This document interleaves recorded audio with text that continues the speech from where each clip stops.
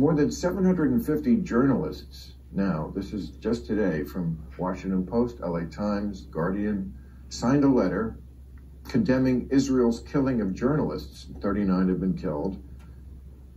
And they are urging integrity in Western media coverage of Israel's atrocities against Palestinians. No mention of the other thing that happened. You can imagine this will continue to mount, and it's playing into the Iranians' hands as far as I'm concerned, because Israel is going to continue its victory in Palestinian territory. But as Israel's victory mounts, it's going to become easier and easier for the virtue signalers to denounce Israel as oppressors. So if they win militarily, which they clearly will, they're going to lose in the public opinion sphere. And I think that plays right into the hands of the Iranian propagandists, because they can cast Israel as the victims or as the perpetrators that way, and the Palestinians as the victims, and split again, turn the Arab world against the Jews. It's exactly what they want to do, because then the focus isn't on them. That's a continual trick of what would you say, totalitarian anti-Semites, is when the finger's pointed at them and people are saying, well, you're the tyrants, you're the oppressors. They point at the Jews and they say, well, those people are doing pretty well over there. Are you sure they're not the real oppressors? That's what happened in Vienna back at the turn of the century, when anti-Semitism got its roots, got its development before it spread to Germany in Austria. It's very convenient, and the Iranians are playing us like masters as far as I'm concerned, and we're going to see them do a great job of that tomorrow in London, where there's 1 million people coming to march, for the Palestinian victims. All part and parcel, I think, of Iran's focus on destabilizing the West and turning the Arabs against the Jews.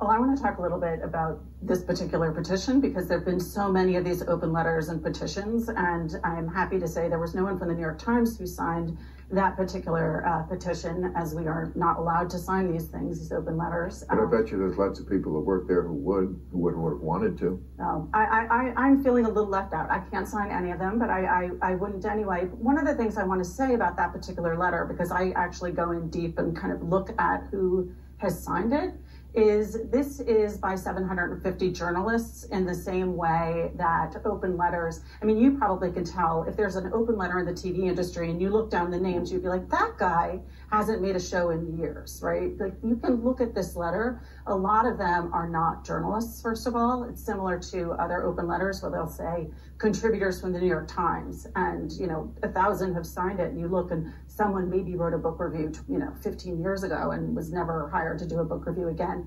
A lot of the names on that list are not actual journalists. So I just want to make that clear. But they were journalists? Some of them were. A lot of them don't have any affiliation, so they don't have to worry about having any repercussions, because this is not the role of journalists. And that letter is couched in something that I do think is important to journalism, which is the opening part, which is to say that I think it's now 37 journalists, or people who work in the media generally, have been killed in this conflict so far, which is tragic.